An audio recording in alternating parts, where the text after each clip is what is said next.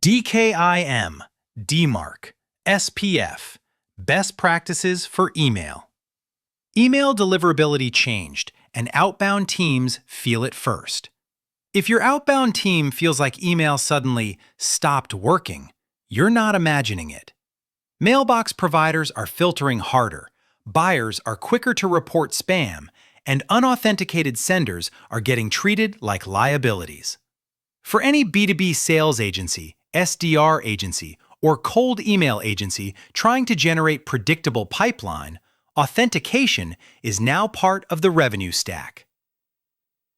The backdrop is ugly. In 2025, an estimated 162.7 billion spam emails are sent daily, representing about 45% of global email traffic. When half the channel is noise, providers have no choice but to tighten the gates, and spray and pray cold email gets punished even when the copy is solid. At SalesHive, we see this across fully managed programs that combine email with cold calling services. The teams that win aren't just writing better sequences, they're operating better infrastructure, clean domains, controlled volume, and aligned SPF, DKIM, and DMARC so legitimate outreach isn't lumped in with spoofing and spam. Why authentication is now a sales performance issue. Deliverability looks fine, right up until it doesn't. Benchmarks show average B2B open rates around 20.8%, while cold email campaigns can reach 27.7% opens and 5.1% replies, but only when deliverability is stable. Once inbox placement drops, those same sequences suddenly underperform, and the pipeline impact shows up fast. The data is blunt. B2B organizations with full SPF, DKIM, and enforced DMARC on warmed, aged domains consistently achieve 85 to 95% inbox placement, and fully authenticated senders are 2.7 times more likely to reach the inbox. In practice, that means authentication can be the difference between our SDRs are busy and our SDRs are booking. Security pressure is part of the same equation. Business email compromise remains massively expensive, with nearly $2.8 billion in reported losses in 2024, and almost $8.5 billion across 2022 to 2024.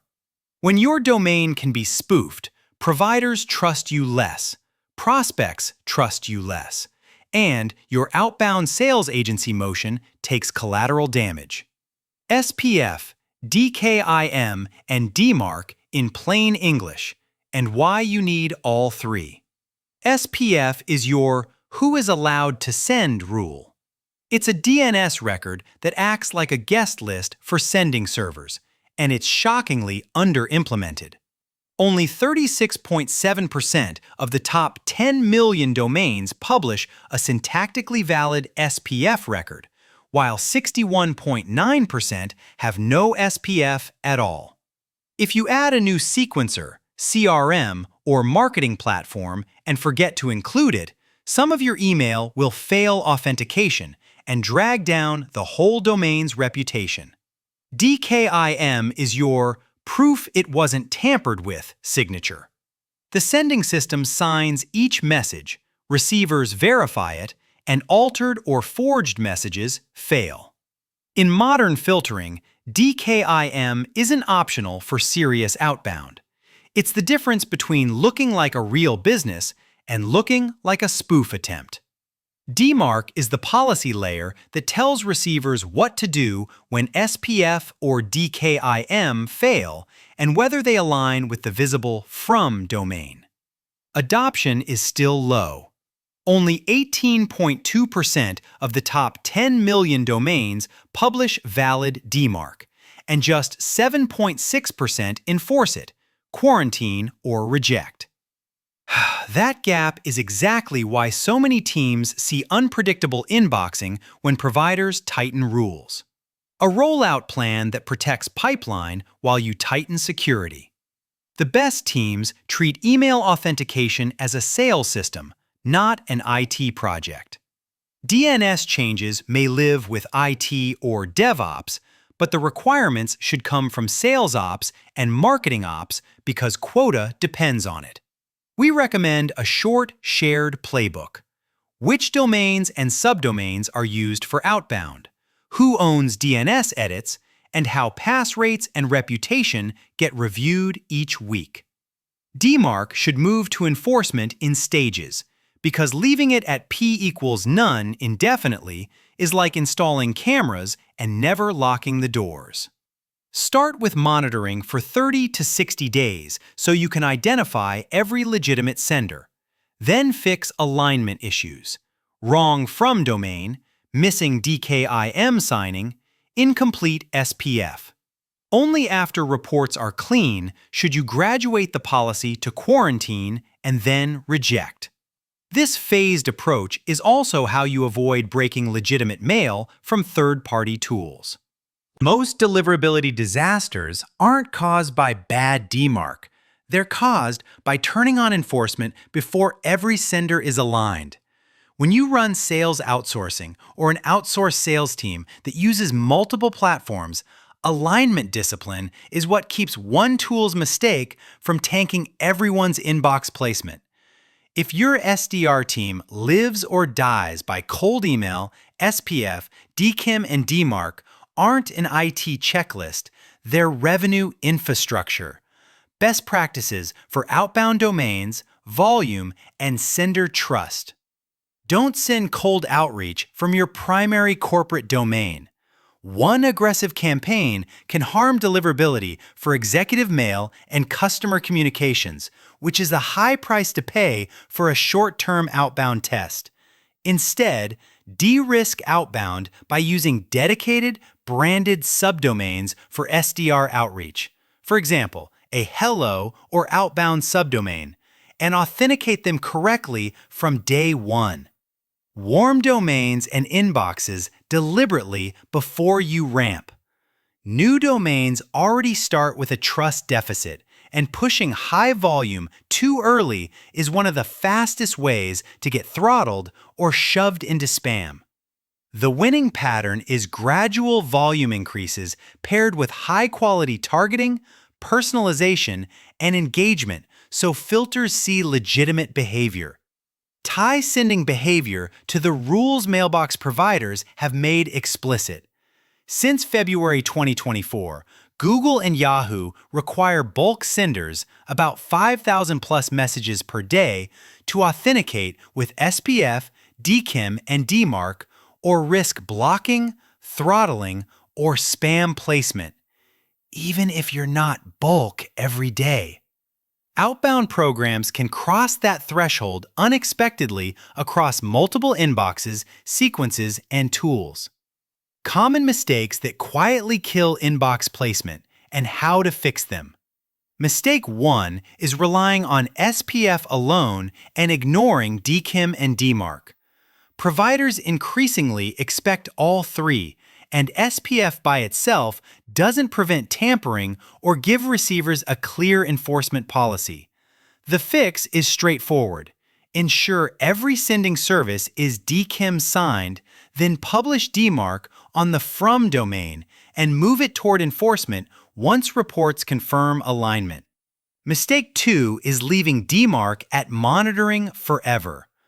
Monitoring is useful, but it doesn't stop spoofing and it doesn't send as strong a trust signal as enforcement. Easy DMARC's 2025 reporting shows only 7.7% of leading domains use a strong P=reject policy, meaning roughly 92% are not fully protected. So attackers still have room and providers still see lots of brands that haven't finished the job. Mistake 3 is not coordinating third-party tools in DNS. Every CRM, marketing platform, support desk, and sequencer that sends on your behalf must be included in SPF without breaking lookup limits, DKIM must be enabled for each platform, and DMARC alignment must pass for the visible from domain. In sales development agency environments where tools change frequently, a single unaligned sender can reduce trust for the entire domain. Monitoring and KPIs. Run deliverability like a weekly revenue review. Most teams track opens, replies, and meetings booked daily, but they check authentication only when something breaks. That's backwards. Add a quick weekly health check, SPF DKIM pass rates, DMARC alignment results, and domain reputation trends, because catching a dip early can save a quarter's worth of pipeline. Spam complaints should be treated as an SDR KPI, not a deliverability nerd metric. Google recommends staying under a 0.1% spam complaint rate and avoiding anything over 0.3%. If a rep, list segment, or sequence is driving complaints, treat it like any performance issue. Tighten targeting, improve relevance, reduce volume, and clean lists before filters do it for you. This is where process matters as much as tech. As a cold calling agency and outbound sales agency, we've learned that inbox health improves fastest when sales ops and IT share ownership. IT implements DNS while revenue teams define sending strategy and prevent new tools from going live without authentication. That collaboration is what keeps growth experiments from turning into deliverability incidents. Next steps. An authentication plan you can execute in 1 quarter. Start with an audit you can finish in an hour. Inventory every domain and subdomain you send from, list every platform that sends email for your brand, and verify SPF, DKIM, and DMARC are present and aligned for each. If you find gaps, fix those before you touch volume, because sending more from a broken foundation only accelerates reputation damage. Then build a controlled rollout, monitoring first, enforcement second, and scale third. For most B2B teams, a 60 to 120-day DMARC progression is realistic if you treat it like a migration rather than a flip-the-switch project. The goal is simple: protect the primary domain, isolate outbound to authenticated subdomains, and keep enforcement moving forward as reports stay clean. Finally, treat authentication as a permanent part of your outbound playbook, especially if you're evaluating SalesHive.com, comparing SalesHive reviews, or benchmarking SalesHive pricing against other sales agency options. The best sales outsourcing outcomes come from combining great messaging with disciplined infrastructure, so your SDRs spend their time in inboxes, not fighting filters.